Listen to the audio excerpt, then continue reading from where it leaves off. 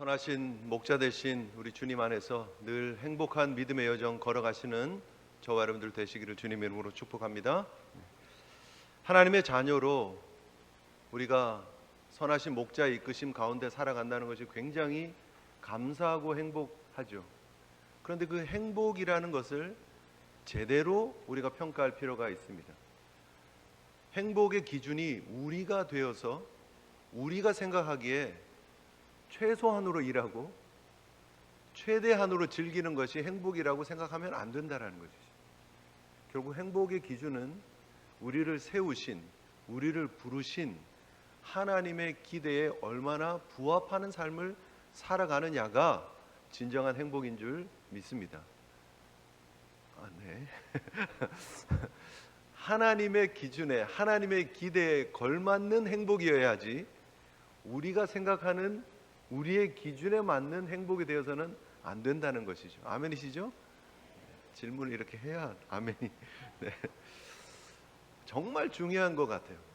여러분, 우리가 행복하다의 기준을 우리로 삼아버리면요, 그냥 시간이 넉넉하고 여유롭고 또 우리의 물질이 여유롭고 평안하고 또 우리 자녀들 문제들이 잘 해결되어지고 뭐 다 별일 없습니다, 평안합니다, 행복합니다가 되어져 버리면 결국 궁극적으로 우리의 삶을 평가하실 분은 하나님이신데 그 하나님 앞에서 너의 삶은 어땠느냐라고 할 때 행복했습니다, 제가 생각하기에는 행복했었는데요, 좋았는데요 라고 말할지 모르지만 하나님의 평가는 달라질 수 있다는 것이죠.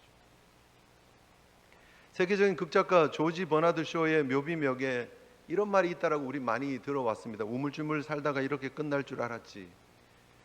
영 틀린 얘기는 아니지만 원래 그의 묘비를 그대로 직역하자면 내가 오래 살다가 결국 이런 일이 있을 줄 알았지. 조금 의역하자면 내가 오래 살다 결국 내 묘비 세우는 날이 올 줄 알았지. 이 정도의 표현이에요.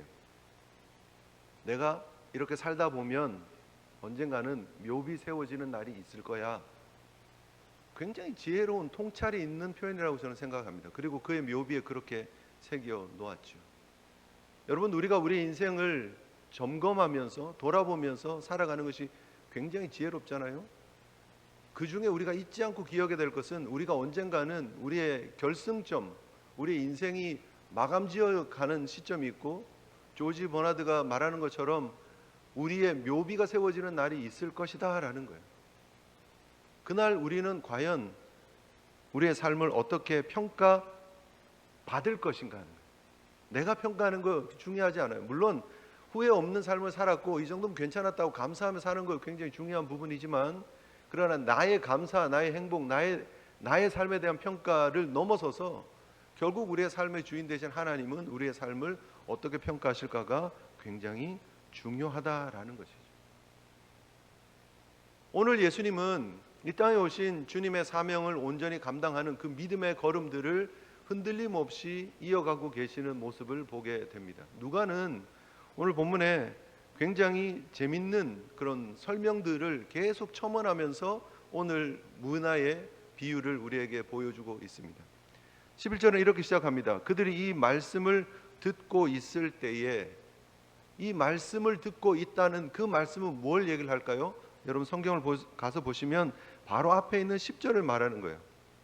인자가 온 것은 잃어버린 자를 찾아 구원하려 함이니라를 말하고 있는 거예요. 인자가 온 것은 잃어버린 자를 구원하려 함이니라의 말씀을 하시면서 예수님은 지금 우리가 보고 있는 문화의 비유를 덧붙이시면서 하나님 나라의 본질에 대해서, 예수 그리스도께서 이 땅에 오셔서 이루시는 하나님 나라의 본질과 시점에 대해서, 그리고 그 하나님 나라를 함께 동력하는 하나님의 사람들에게 어떤 모습을 기대하는가에 대해서 보여주고 있는 중요한 장면이죠. 지난주에도 말씀드렸지만 삭개오의 이야기는 누가복음에만 나오는 그 표현이에요. 기사예요. 그죠? 그 삭개오의 스토리를 하면서 그 스토리와 연결해서 지금 예수님의 비유를 이렇게 딱 붙여가지고 굉장히 의도적으로 예수님께서 이 땅에 오신 목적, 그리고 예수님께서 지금 전하시고 계시는 하나님의 나라에 대해서 의도적으로 굉장히 섬세하게 설명을 해주고 있는 거예요. 그러면서 오늘 본문에 이렇게 얘기를 합니다. 이 말씀을 하셨는데, 이 비유를 하셨는데 그 이유와 목적까지도 덧붙이고 있어요. 이는 예수님께서 자기가 예루살렘에 가까이 오셨기 때문이다라고 얘기를 하고 있어요. 예수님의 사역의 이제 마지막 부분을 향해서 달려가고 있어요. 마라톤으로 얘기를 하면 42.19 중에서 거의 한 37km, 38km가 다 끝났어요. 이제 몇 킬로 남지 않은 시점이다는 거예요. 예수님의 갈릴리에서 예루살렘까지의 여정을 우리가 상상해 볼 수 있잖아요. 북부 갈릴리에서 이렇게 쭉 남쪽으로 내려왔습니다. 갈릴리 해안을 따라서 이렇게 쭉 내려와서 지금 어디에 와 있느냐면 여리고라고 하는 예루살렘을 지나가는 꼭 거쳐갈 수밖에 없는 길목에 있는 도시 여리고에 온 거예요. 거기서 삭개오를 만난 거예요. 그런데 그 삭개오를 통해서 예수님께서 지금 드러내고 있는 가장 중요한 것은 예수님의 사역의 본질이죠. 즉 잃어버린 자를 찾아서 구원하시는 것이 예수님께서 이 땅에 오신 목적이고 예루살렘에 들어가시는 목적이다라는 사실을 계속해서 공적으로 드러내고 계세요. 제자들에게 이미 설명 다 했고, 내가 예루살렘에 들어가면 십자가를 지게 된다, 그러고 나서 부활하게 될 것이다, 다 말씀하셨지만 그러나 그들은 여전히 깨닫지 못하고 있어요. 이쪽은 계속해서 깨닫지 못하고 있는데 예수님은 이제 시점이 점점 마지막을 향해서 다가가고 있는 거예요. 이제 37km, 37km, 38km 해서 이제 42.15를 마지막 이렇게 결승점을 향해서 가고 있는데 이들은 여전히 깨닫지 못하고 있는 거예요. 지금 그 상황을 우리가 잘 놓고 볼 필요가 있습니다. 그래서 예수님은 굉장히 안타까운 마음에서 지금 이 비유를 주고 있는 거예요.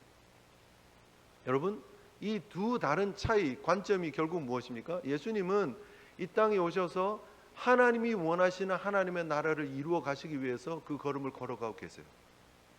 그리고 그 하나님 나라의 관점은 잃어버린 영혼을 찾는 데 초점이 맞춰져 있어요. 그리고 그 하나님 나라의 완성은 예수님께서 지금 이 비유를 통해서 주시는 것처럼 지금 예루살렘에 들어가면서 끝나는 게 아니라, 완성되어지는 것이 아니라 예루살렘에 들어가셨다가 십자가를 지시고 부활하셨다가 승천하시고 하나님 보좌 우편으로 가셨다가 다시 심판의 주로, 재림의 주로 오시는 과정이 필요하다라는 거예요. 그래서 오늘 비유를 보면 그 내용들이 자세하게 담겨져 있죠. 지금 예루살렘에 입성하는 것이 이제 끝이 아니라, 물론 그 예루살렘 입성이 굉장히 중요한 의미를 가지고 있고 복음의 완성을 위해서 already 이미를 이루시기 위해서 지금 예루살렘에 향해서 가고 계시는 걸음이지만, 그러나 아직이라고 하는 시점이 있다라는 거예요. 이거는 제일교회 성도님은 다 아시죠? 하나님 나라의 완성이 십자가를 통해서 완성되어지지만, 그러나 초림하신 예수님의 사역으로 끝난 것이 아니라 예수님께서 부활하시고 승천하시고 다시 재림주로 오시는 때까지 기다림의 시간이 있다라는 거예요. 그 첫 번째 초림과 두 번째 재림의 사이를 우리 교회를 다니고 있는 우리 성도들이 살아가고 있는 것이다라는 거예요. 그런데 우리가 기억해야 될 것은 예수님께서 이미 초림을 통해서 십자가를 통해서 우리의 구원을 완성하셨고 다시 재림주로 오셔서 우리를 새하늘과 새 땅으로 인도하실 구원의 완성을 이루실 그 주님을 기다리는 시점에 이중적인 시점을 우리가 동시에 살아가고 있는 하나님의 사람들이다라는 거예요. 우리는 다 아는데, 그런데 당시에 예수님을 따랐던 무리들 그리고 예수님의 제자들은 이거를 몰랐다라는 거예요. 그래서 예수님께서 비유를 통해서 이 사실을 차근차근 하나씩 설명을 해주고 계시는 거예요. 그래서 한 귀인이 있었는데 그 귀인이 왕위를 받아 가지고 오려고 먼 나라로 가는 이야기를 하고 있는 거예요. 무슨 이야기인가? 우리의 입장에서 보면 무슨 이야기인가 할지 모르지만 사실 당시에 사람들은 이 귀인이 왕위를 받으러 갔다 하는 이야기를 다 이해하고 있는 스토리예요. 역사가 요세푸스에 의하면 이 이야기의 배경이 되는 이야기를 우리에게 소개해주고 있는데, 당시 유대 왕 하면 우리가 머리에 딱 떠오르는 사람이 헤롯 대왕이 있죠. 예수님 태어나실 때에 헤롯 대왕이 있습니다. 헤롯 대왕이 죽고 난 이후에 그 후에 왕위를 계승을 해야 되잖아요. 그의 아들들이 있었는데 그 5 중에 서로 왕위를 이렇게 차지하려고 갈등하고 있는 중에 특별히 아켈라오가 왕위를 이어받기를 원했어요. 굉장히 욕심이 많았던 사람이에요. 굉장히 정치적인 사람이었고 이것을 내가 확실히 도장을 콱 찍기 위해서 로마로 가야 되겠다라고 생각을 해요. 그래서 로마 황제 아우구스투스를 만나러 가는 거예요. 실제로 있었던 사건입니다. 그래서 당시에 유대에 있었던 사람들은 귀인이 왕위를 받으러 갔다 하면 딱 누구를 떠올리느냐 하면 아켈라오를 생각을 할 수밖에 없는 거예요. 헤롯의 아들 아켈라오가 가서 왕권을 인정받아서 다시 오려고 갔구나 하는 사실을 아는 거예요. 그런데 오늘 본문은 또 뭐라고 얘기를 하고 있습니까? 그렇게 귀인이 왕위를 받으러 갔는데 그 백성들 중에서 그를 미워하는 사람이 사자를 보내서 그것을 방해하는 일을 했다라고 지금 오늘 본문에 기록되어져 있지 않습니까? 그런데 당시에 유대 종교 지도자들이 아켈라오를 반대했어요. 그래서 로마 황제에게 상소를 올리는 그런 편지가 올라가는 거예요. 로마 황제에게 가는 거예요. 우리는 반대합니다가 들어간 거예요.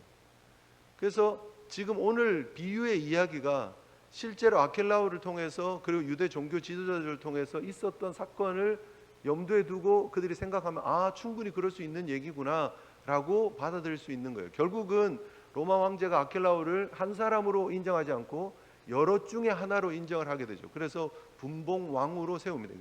유대 나라를 찢어가지고 한 부분을 다스리는 왕으로 세우죠. 그래서 아켈라오가 한 부분을, 그리고 헤롯 안디바가 한 부분을, 그리고 빌립이 한 부분을 차지하게 되어서 그들이 흩어져서 분봉 왕으로서 왕권을 유지하게 되는 그런 장면을 배경으로 삼고 있다, 이렇게 보시면 됩니다. 결국은 뭐냐면 지금 왕으로 와 있는 것이 아니라, 물론 예수님 왕이십니다, 이미. 그런데 아직 구원의 완성을 위해서 예수님은 십자가를 지시고 부활하시고 승천하셔서 하나님 나라에 계시다가 다시 재림주로 오시는 그 시간이 있다라는 거예요. 그것을 보여주시기를 원하고 계시는 거예요. 그런데 문제는 예수님을 따르고 있는 제자들은 이미 샴페인을 터뜨릴 준비를 하고 있는 거죠. 이미 축제가 벌어질, 하나님의 나라가 이제 곧 예수님이 예루살렘에 입성하시면 혁명이 일어나고 천지개벽이 일어나고 그 예수님과 따라온 우리는 이제 권력의 중심에 설 것이라고 기대하고 있는 거예요.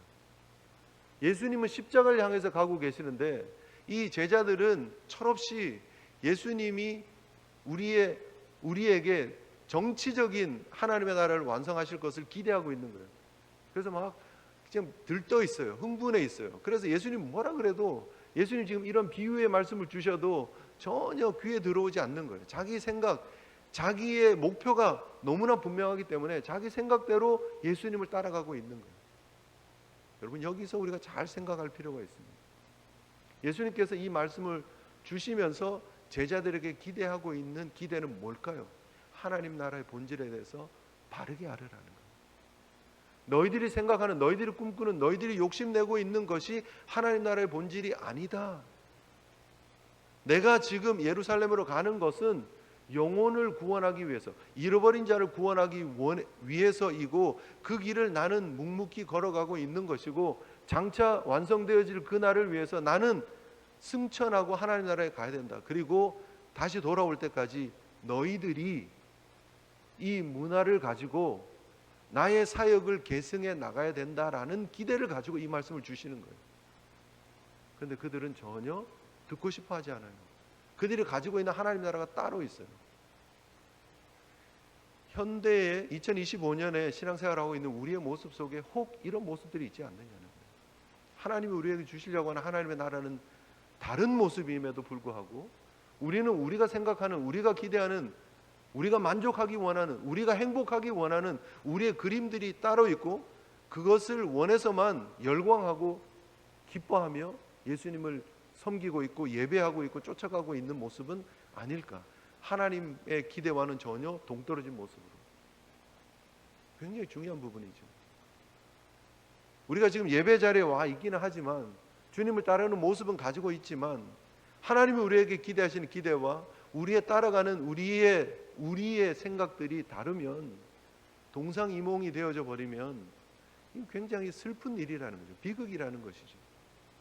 외형적으로 교회의 모습은 있습니다. 외형적으로 성도의 모습은 있습니다. 그런데 우리가 주님의 기대를 기억하지 못하면, 깨닫지 못하면 문제라는 것이죠.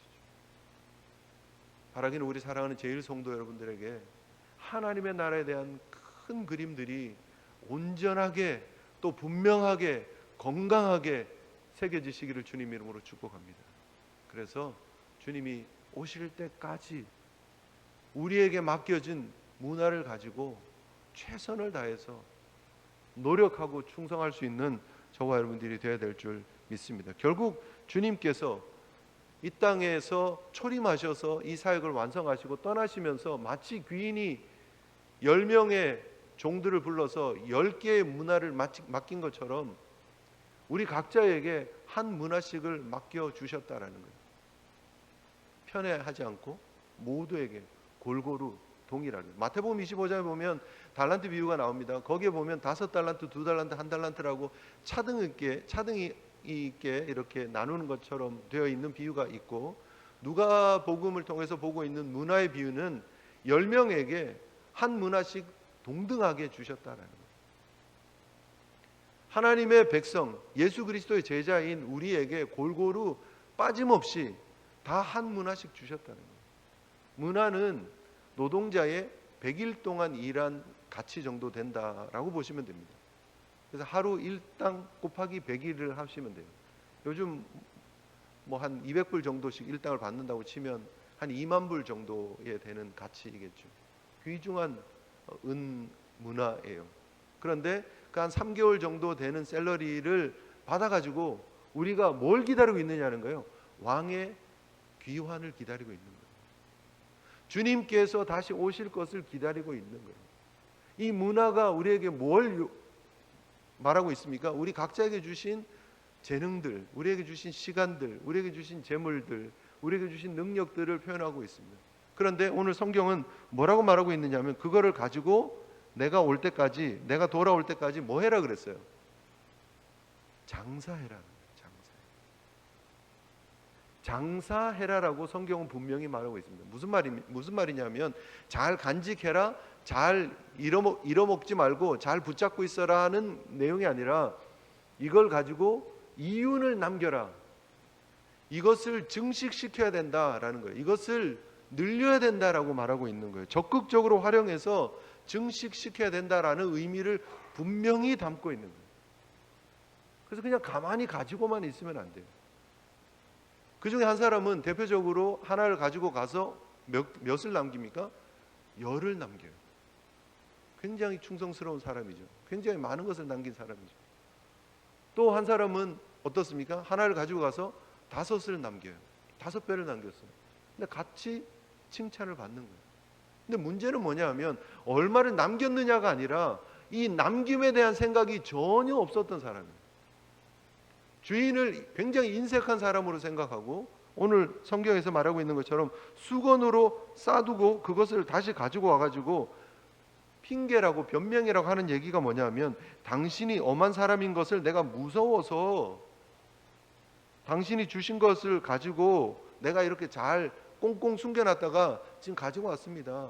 내가 아는 당신은 두지 않는 것을 취하고 심지 않은 것을 거두는 사람입니다. 엄한 사람입니다. 라고 얘기를 하는 거예요. 말도 안 되는 얘기죠.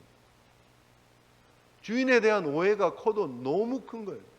주인은 그를 믿고 기대하고 신뢰해서 한 문화를 맡긴 거예요. 최선을 다해라, 장사해라, 증식해라, 늘려라 라고 맡겼습니다. 기대를 가지고.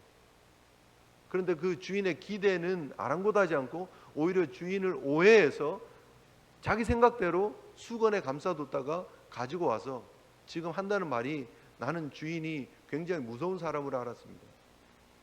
그리고 이익을 남기는 일에 굉장히 이렇게 엄한 사람인 줄 알았습니다. 그런 얘기를 하는 거예요. 그랬으면 이 주인이 하는 얘기처럼 왕이 하는 얘기처럼 그랬으면 적어도 이윤이라도 남길 수 있도록 은행에다가 맡기는 것이 맞지 않느냐라고 얘기를 하는 거예요. 여러분, 이 주인에 대한 오해가 결국은 한 사람은 10배를 남기는 충성으로, 한 사람은 5배를 남기는 충성으로, 한 사람은 아무것도 하지 않는 모습으로 드러나더라 하는 것이죠.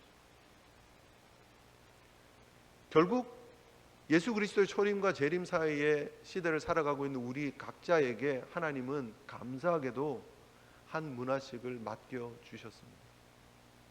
과연 나는 어떤 청지기인가? 나는 어떤 모습으로 하나님의 천국 잔치를 위해서 동력하고 있는가의 그림들을 우리가 잘 그려볼 필요가 있다라는 것이죠. 여러분, 한 예를 들어서 결혼식이 이렇게 진행이 됩니다. 그리고 여러분들이 초대를 받았어요. 예식이니까 좋은 옷을 입고 왔어요. 뭐 이렇게 화장도 하고 또 뭐 머리도 이렇게 잘 다듬고 해가지고 결혼식에 왔는데, 결혼식에 와서 보니까 신랑이 왔었었는데 지금 중요한 것을 놓고 와가지고 가서 다시 그것을 가지러 갔다라는 거예요. 그것을 가지러 갔는데 지금 돌아오는데 시간이 좀 너무 많이 걸린다는 거예요. 그런데 그 예식을 도우려고 하는 많은 그 스태프들이 있는데 그 사람들도 오다가 지금 문제가 생겨가지고 같이 늦어지고 있다라는 거예요. 손님들은 많이 와 있고 여러분들도 함께 초대받아서 그곳에 와 있는데 이제 곧 잔치가 시작될 것 같은데 잔치가 시작이 안 되는 거예요. 만약에 여러분들이 그 잔치에 초대받았는데 그냥 가만히 있으면 뭐죠? 신랑도 지금 아직 못 오고 있고 그 돕는 스태프들도 지금 못 오고 있는 상황인데 잔치에 여러 사람들이 와 있고 여러분들 그 중에 와 있는데 여러분 아무것도 안 하고 뭐 예식이 이래 라고 불평만 하고 있고 투덜거리기만 하고 있으면 여러분 뭐죠? 손님이에요. 그죠? 근데 여러분들이 그 안에서 오이 큰일 났네, 예식이 이렇게 돼서 어떻게, 손님들이 이렇게 많이 와 있는데 어떻게 가까운 데 가서 음식이라도 또 음료라도 좀 빨리 사가지고 와서 이분들 기다리시는데 힘들지 않도록 물이라도 음료라도 뭐 간식이라도 좀 제공해야 되는 거 아니야? 하고 동동거리면서 주변을 돌아다니고 가서 마트에서 가서 뭐라도 물이라도 사가지고 막 이렇게 땀 뻘뻘 흘리면서 막 나르는 사람은 누구예요? 주인이죠. 가족이죠. 그 잔치의 호스트가 되는 거예요. 내가 객으로 온 것처럼 와 있지만 그러나 내가 그 일이 나의 일이라고 생각하면 팔 걷어붙이고 움직이게 된다라는 거예요. 저는 예수님께서 이 귀중한 비유를 통해서 우리에게 주고 있는 도전이 바로 그거라고 생각합니다. 하나님께서 우리를 이 귀한 하나님 나라 잔치의 주인으로, 우리를 호스트로 함께 부르셔서 이 일을 맡겨주고 계신다고 생각합니다. 구경하고 관망하는 자가 아니라, 팔짱 끼고 쳐다보는 자가 아니라 함께 땀 흘리고 이 일을 위해서 노력하고 한 문화씩 받아가지고 최선을 다해서 장사하고 남기는 일을 위해서, 복음을 위해서 하나님께서 우리를 부르셨다고 생각합니다.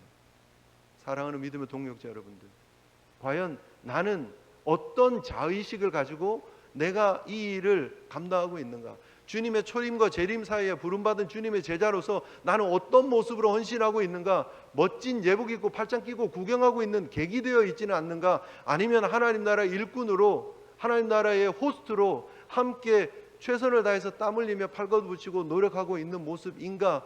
다시 한번 돌아볼 수 있는 저와 여러분들 되었으면 좋겠습니다. 어쩌면 우리는 주님으로부터 각자 낚싯배를 하나씩 받은 사람을 낚는 어부인지 모릅니다. 낚싯배를 여러분 하나씩 다 받았어요. 주님께서 초림하셔서 우리에게 낚싯배를 하나씩 다 주셨어요. 내가 너를 나의 청지기로 불렀어. 그리고 너희들이 해야 될 사명은 물고기 낚는 거야. 사람을 낚는 어부가 되는 거야. 그래서 낚싯배를 하나씩 좋은 걸로, 새 걸로 하나씩 다 주셨어요. 그런데 다들 열심히 가서 낚싯배를 가지고 영혼을 낚는 사역들을 하고 있는데, 만약에 한 사람은 야, 이 귀한 낚싯배를 내가 망가뜨리면 안 되지 하고 부둣가에다가 이렇게 메어놓고만 있다면, 항구에다가 그냥 묶어놓고만 있다면, 그거 가지고 주님께서 주신 것인데 하고 페인트 칠이나 열심히 하고 있고 안에 그냥 뭐 열심히 닦고 정리하고만 있고, 괜히 몰고 나갔다가 뭐 부서지기라도 하면 어떻게, 스크래치라도 나면 어떻게, 망가지기라도 하면 어떻게 하고 잘 모셔만 두고 있다면, 주님께서 다시 오셨을 때 그 낚싯배 가지고 뭐 했느냐 할 때 여러분, 우리는 뭐라고 하겠느냐는 거죠. 문화의 비유는 그 얘기예요. 결국은 저와 여러분들을 향해서 하고 있는 말씀이에요. 주님께서 우리에게 맡겨주신 낚싯배 가지고 우린 뭐 하고 있느냐의 도전이에요. 하나님께서 기대하시는 그 기대에 합당하게 주어진 사명 가지고, 주어진 낚싯배 가지고 최선을 다해서 하나님 나라 확장을 위해서, 영혼을 살리는 일을 위해서 동력하시는 저와 여러분들 되시기를 주님 이름으로 축복합니다. 그렇게 열심히 했는데 하다 보니까 낚싯배가 막 긁히고 막 페인트도 떨어지고 녹도 쓸고 막 그랬어요. 그거 가지고 뭐라 그러시겠느냐는 거예요. 아니야, 최선을 다해서 고맙다. 내가 네가 이렇게 열심히 해줄 줄 알았어, 고맙다 라고 말씀하시지 아니하시겠느냐 하는 거예요. 여러분, 각자 주어진 귀한 사명 앞에 아름답게 헌신하며 충성할 수 있는, 끝까지 주님의 재림 때까지 최선을 다해서 우리의 사명 감당할 수 있는 저와 여러분들 되시기를 주님 이름으로 축복합니다. 한 가지만 더 붙이겠습니다. 오늘 본문을 보면 27절에 굉장히 무서운 말씀이 나와 있습니다. 뭐라고 얘기합니까? 그리고 내가 왕됨을 원하지 아니하던 저 원수들을 이리로 끌어다가 내 앞에서 죽이라. 주님의 재림에는 결국 사느냐 죽느냐의 결과만 나오는 거예요. 주님의 심판 때에는 주님의 원수였느냐 주님의 동력자였느냐만 갈라지는 거예요. 자, 오늘 27절에서 말하는 저 원수들은 누구를 얘기를 하는 걸까요? 분명하죠? 오늘 요 앞으로 좀 가서 보시면 14절에 그 원수들이 나오고 있죠. 14절에 그런데 그 백성이 그를 미워하여 사자를 뒤로 보내어 이르되 우리는 이 사람이 우리의 왕됨을 원치 않습니다 라고 얘기하면 상소문을 보냈던 그 사람들이 원수죠. 그죠? 가서 왕위를 받아와야 되는데 왕위를 받아간 사이에 우리는 그 사람 원치 않습니다 라고 사자를 보내가지고 그거를 방해하려고 했던 사람은 원수죠. 그 무리들은 다 원수예요. 근데 여기서 오늘 성경에서 말하고 있지 않는 한 가지를 좀 생각해 보자는 거예요. 그러면 한 문화를 받았던 사람은 원수입니까? 아니면 예수님의 편에 선 사람입니까?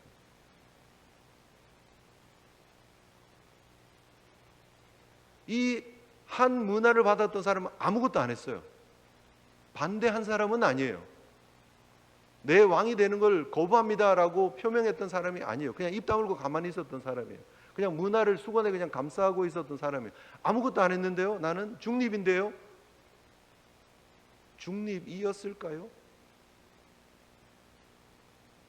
한 달란트 받아 가지고 있던 거를 한 문화를 가지고 있던 거를 10문화를 받았던 사람에게 넘겨주고 난 이후에 그 사람의 운명은 어떻게 되었을까? 성경은 아무것도 얘기를 하지 않습니다. 열린 결말이에요. 근데 너무 뻔하지 않습니까? 한 문화를 맡겼는데 아무것도 하지 않고 수건으로 싸고 있고 결국 그 주인에 대해서 오해한 보고를 했던 그 사람을 어떻게 같은 편이라고 말할 수 있겠느냐는 거예요.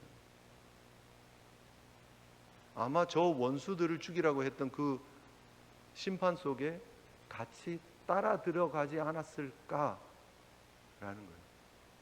결론은 아직 모릅니다. 그러나 그렇게 충분히 유추해 볼 수 있죠.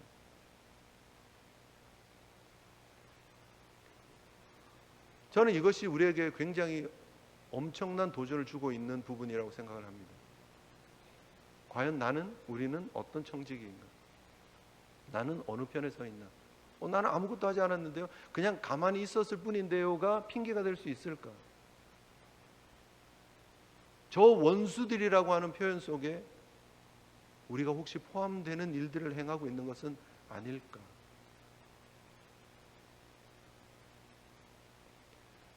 하나님의 심판은 굉장히 무겁습니다. 그리고 무섭습니다. 그리고 감사하게도 아직도 우리에게는 왕의 귀환이 미루어진 시점을 살아가고 있습니다. 너무 감사한 것은 우리에게 아직도 결론이 나지 않은 진행되어지고 있는 이야기가 우리에게 주어졌고 지금도 여전히 진행 중이라는 거예요.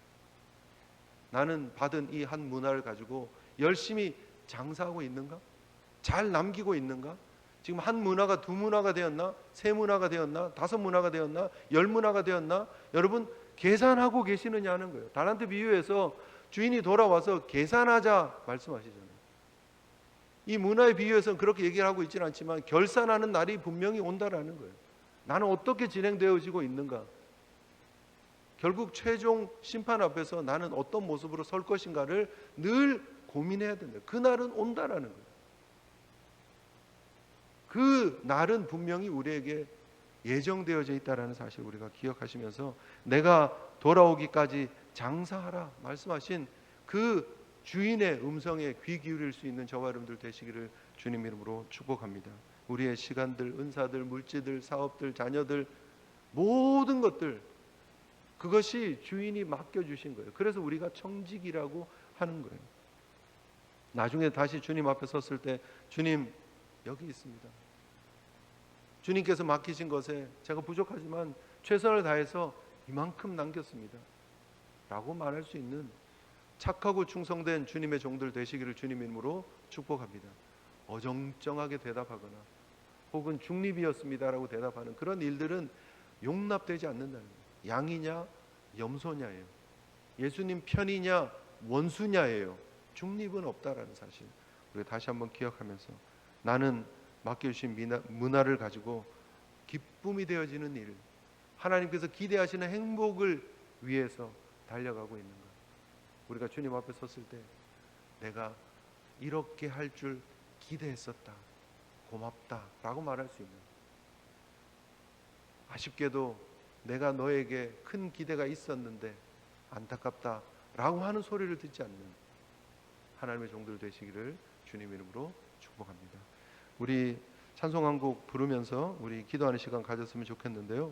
부르신 곳에서 라고 하는 찬양 우리 함께 부르면서 우리의 결단과 다짐을 하나님 앞에 올려드리는 시간 되었으면 좋겠습니다.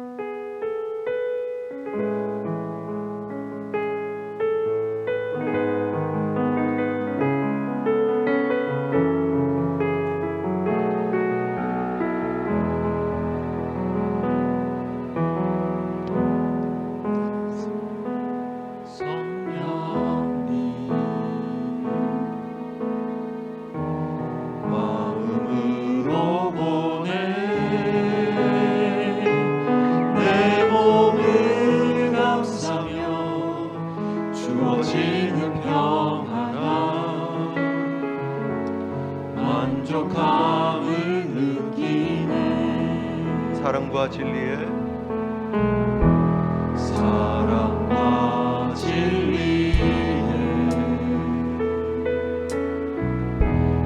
한 줄기 빛보내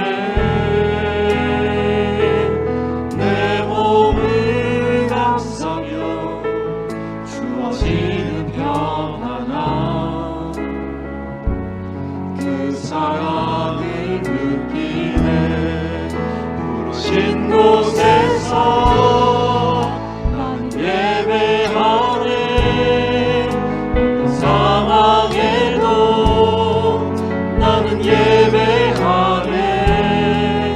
부르신 곳에서 나는 예배하네. 어떤 상황에도 나는 예배하네. 내가 걸어갈 때 길이 되고 내가 걸어갈 때 길이 되고 살아갈 때 삶이 되는 그곳에서 예배하네.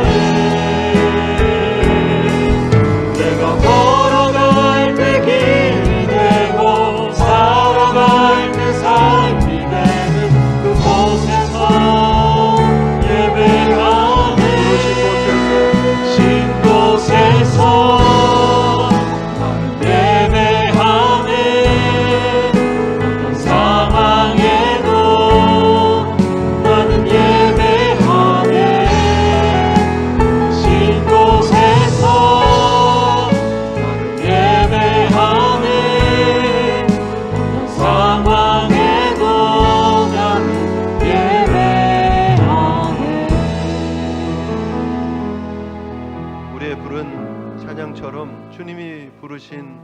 자리, 바로 그 자리가 우리가 늘 주님을 예배하며 살아가야 될 청지기로서의 자리인 줄 다시 한번 잊지 않고 기억하며, 우리 각자에게 맡겨주신 문화를 수건에 싸서 우리의 마음에 깊숙한 곳에 숨겨두지 않도록, 실패를 두려워서 혹은 주님을 오해해서 아무것도 하지 않는 어리석음이 우리 가운데 드러나지 않도록, 왕이 아직 돌아오지 않으셨을 때, 아직 우리에게 기회가 있을 때 다시 한번 두려워하지 말고 내가 너와 함께한다, 내가 너에게 맡긴 문화를 가지고 다시 시작해라 말씀하신 주의 음성 앞에 반응할 수 있는, 결단할 수 있는 우리 모두가 되었으면 좋겠습니다. 함께 기도하며 나갔으면 좋겠습니다. 기도하시겠습니다.